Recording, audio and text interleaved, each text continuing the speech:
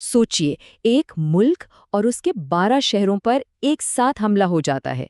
इसे तो जंग ही कहेंगे, है ना? लेकिन असल कहानी तब शुरू होती है जब रियासत की बंदूकों का रुख बैरूनी दुश्मन के बजाय अपने ही शहरियों की तरफ मुड़ जाए। तो फिर ये सवाल तो उठेगा कि असल जंग लड़ी किसके खिलाफ जा रही है? देखिए, बलूचिस्तान में जो कुछ हुआ वो कोई छोटा मोटा वाकया नहीं था। ये एक बहुत बड़ी, एक कैटास्ट्रॉफिक फेलियर थी, खास तौर पर मुल्क की इंटेलिजेंस एजेंसियों के लिए, जिनका काम ही ये होता है कि दुश्मन के हमले से पहले उसके मंसूबे को पकड़ लें। लेकिन यहाँ तो दहशतगर्दों ने एक ही वक्त में 12 शहरों को हिलाकर रख दिया और किसी को कानों कान खबर तक ना हुई। भाई, जब इतनी बड़ी नाकामी हो तो सवाल तो उठेंगे, लाजमी उठेंगे। और जो सवाल नहीं उठाएगा उसका मतलब साफ है कि उसे अपने मुल्क की कोई फिक्र ही नहीं। तो आइए जरा गहराई में जाकर देखते हैं कि आखिर ये हुआ कैसे और जिम्मेदार कौन है।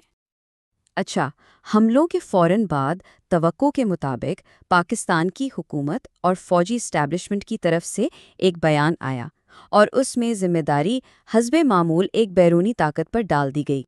बिल्कुल साफ साफ, बगैर किसी शक के ये कहा गया कि बलूचिस्तान में जो दहशतगर्दी हो रही है उसके पीछे हिंदुस्तान है। मतलब सरकारी बयानिया ये था कि ये हमले हिंदुस्तान करवा रहा है और वो इसमें कामयाब भी हो रहा है।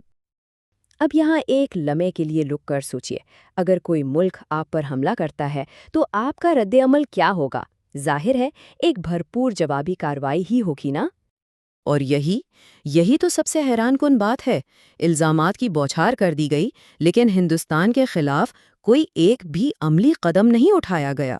मतलब वो आपको मार कर चले गए और आपने सिर्फ बयान दे दिया। ये जो गहरी खामोशी है ना, ये सरकारी कहानी पर बहुत संगीन सवाल खड़े कर रही है।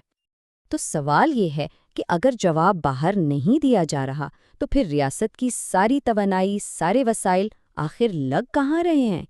इसका जवाब शायद आपको हैरान कर दे। यहाँ तज़ाद बिल्कुल साफ नजर आता है। एक तरफ तो कहा जा रहा है कि खतरा हिंदुस्तान से है, लेकिन दूसरी तरफ रियासत की पूरी मशीनरी अपने ही मुल्क की सियासी जमातों और तनकीद करने वालों को कुचलने में लगी हुई है।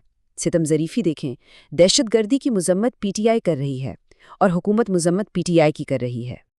मतलब जिन इदारों ने दहशतगर्दों को पकड़ना था वो सब पाकिस्तान तहरीक इंसाफ के कारकुनों को पकड़ने में लगे थे। जिन्हें दहशतगर्दों के ठिकानों पर छापे मारने थे वो सियासी कारकुनों के घरों पर छापे मार रहे थे। तवज्जो मुकम्मल तौर पर गलत जगह पर थी। अगर आपको इस सियासी दबाव का समझना है तो आइए एक ठोस मिसाल देखते हैं, एक ऐसे सियासतदान की कहानी जिसने सच बोलने की हिम्मत की। जावेद हाशमी ने सिर्फ चंद ट्वीट्स की, लेकिन इन ट्वीट्स ने पूरे निज़ाम को हिलाकर रख दिया। उन्होंने बलूचिस्तान की सूरत हाल पर एस्टैब्लिशमेंट की नाकाम पॉलिसियों को जिम्मेदार ठहराया और यहाँ तक कह दिया कि काश फौज अपनी बैरकों में ही रहती। और उसका नतीजा क्या निकला? तनकीद के चंद घंटों बाद ही दर्जनों पुलिस वाले उनके घर में घुस गए और उनके खानदान वालों को उठाकर ले गए। वजह क्या बताई? बिजली चोरी। लेकिन सब जानते हैं कि असल मामला कुछ और था।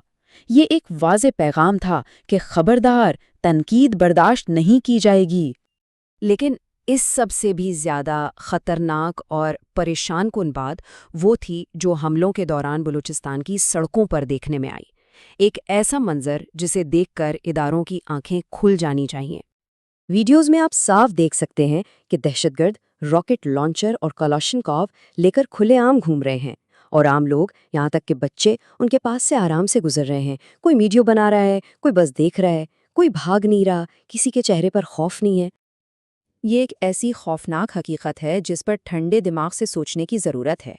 आखिर ऐसी क्या वजह हो सकती है कि लोग इन मुसल्लह हमलावरों से डर ही नहीं रहे?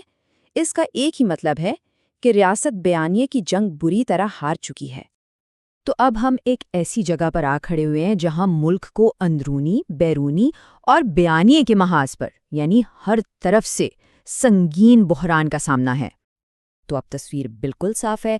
मुल्क के अंदर सियासी मुखालिफिन को कुचला जा रहा है, मुल्क के बाहर हमले रोकने में नाकामी का सामना है और सिर्फ इल्ज़ाम तराशी चल रही है।